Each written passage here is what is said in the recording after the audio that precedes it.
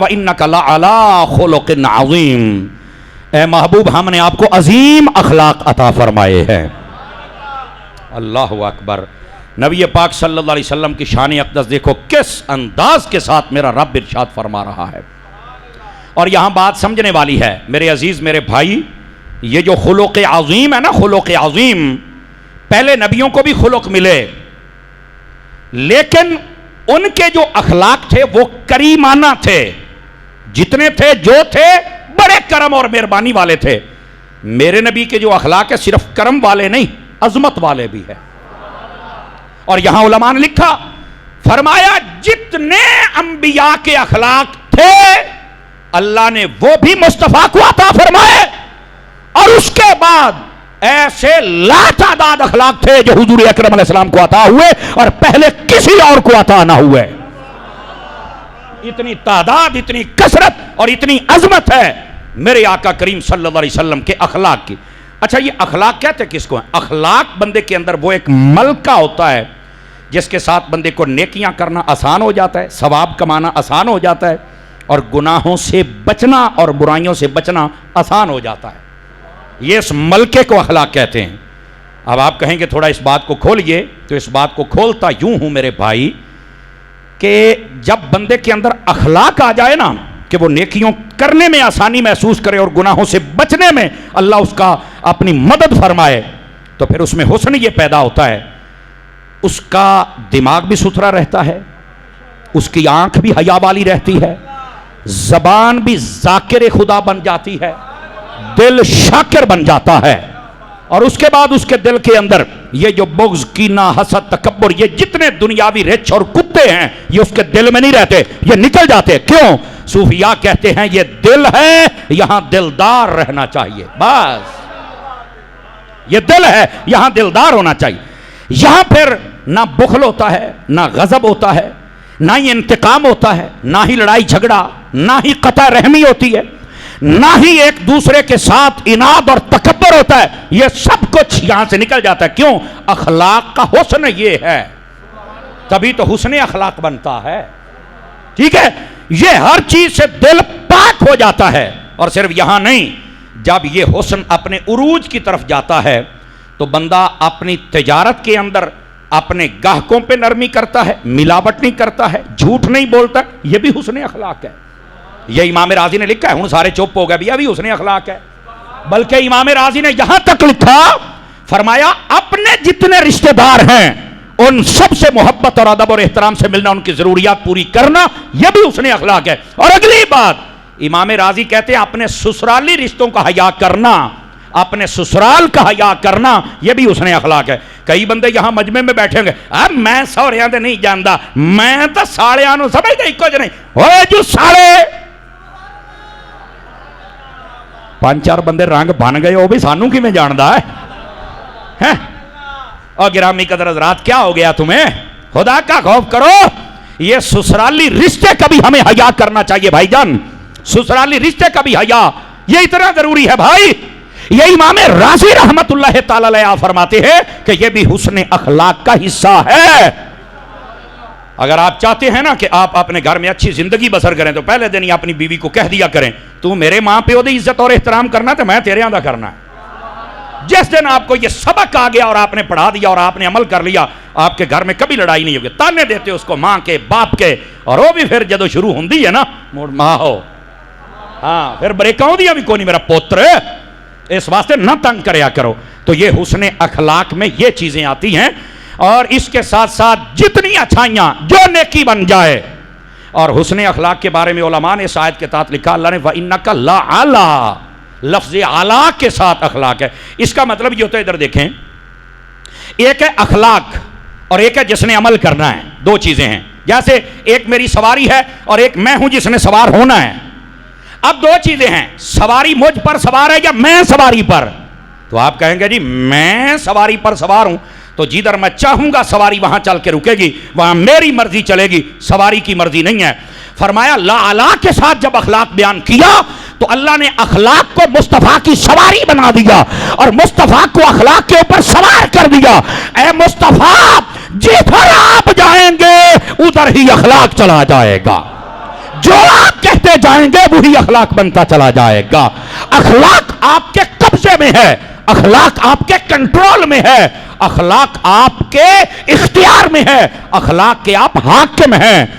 حضور نے کعبے کی طرح منہ کر کے نماز پڑھا تو یہ اخلاق بن گیا, بیت المقدس کی طرح منہ کر کے پڑھا تو وہ اخلاق بن گیا. آپ نے 2 رکعتیں پڑھی تو وہ بھی عبادت کا اخلاق بن گیا, 4 پڑھی تو وہ بھی عبادت کا اخلاق بن گیا. آپ نے پانی کھڑے ہو کر پیا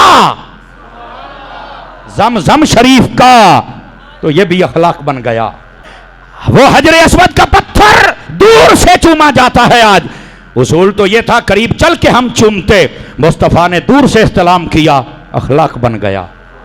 جو میرے نبی جدھر کو جائیں وہی چیز اخلاق بنتی چلی جاتی ہے. میرے عزیز اور میرے پیارے, یہ دوسری بات ہے. پہلا آپ نے حسن اخلاق سمجھا کیا ہے, اور دوسرا یہ کہ اخلاق یہ میرے مصطفیٰ کی سواری ہے, میرے آقا کے قبضے اور کنٹرول میں ہے. جدھر میرے حضور رخ فرمائے وہی اخلاق بن جایا کرتا ہے.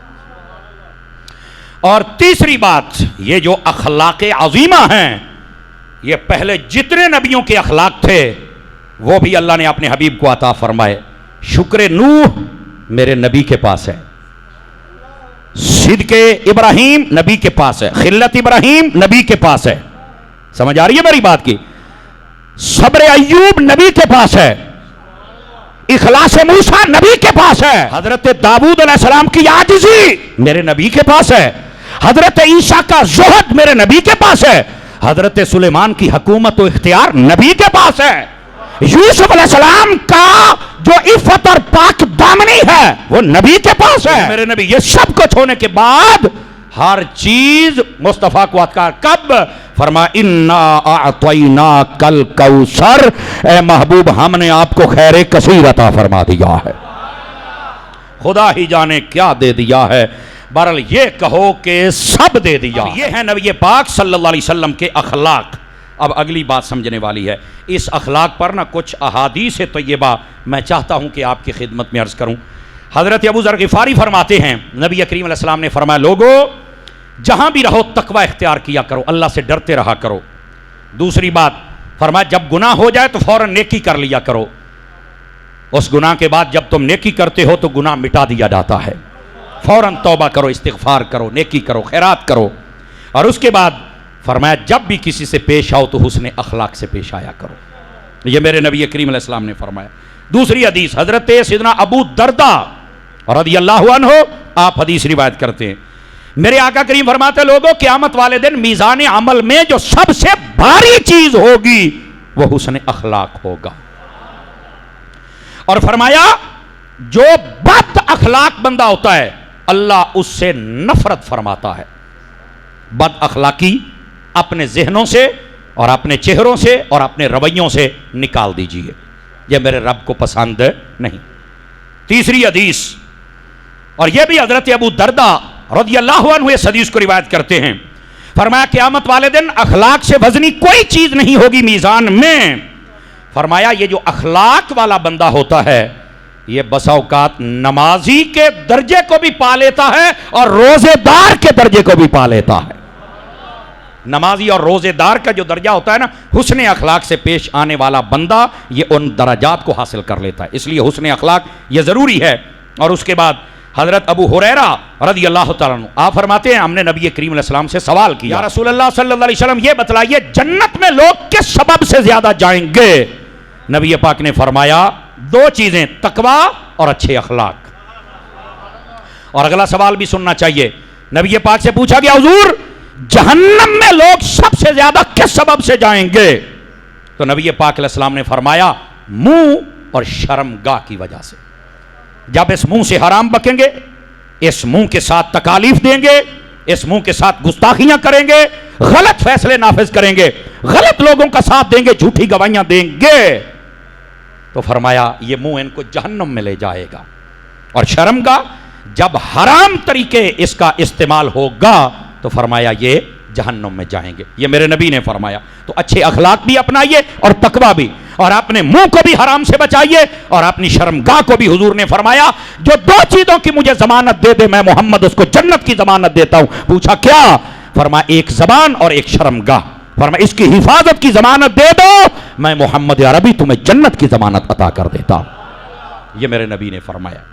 اور اس کے بعد آقا کریم صلی اللہ علیہ وسلم آپ نے پھر فرمایا، اور یہ حضرت جابر بن عبداللہ انصاری حدیث کو روایت کرتے ہیں، فرمایا لوگو قیامت والے دن میرے سب سے زیادہ نزدیک وہ بندہ ہوگا جس کا اخلاق سب سے اچھا ہوگا.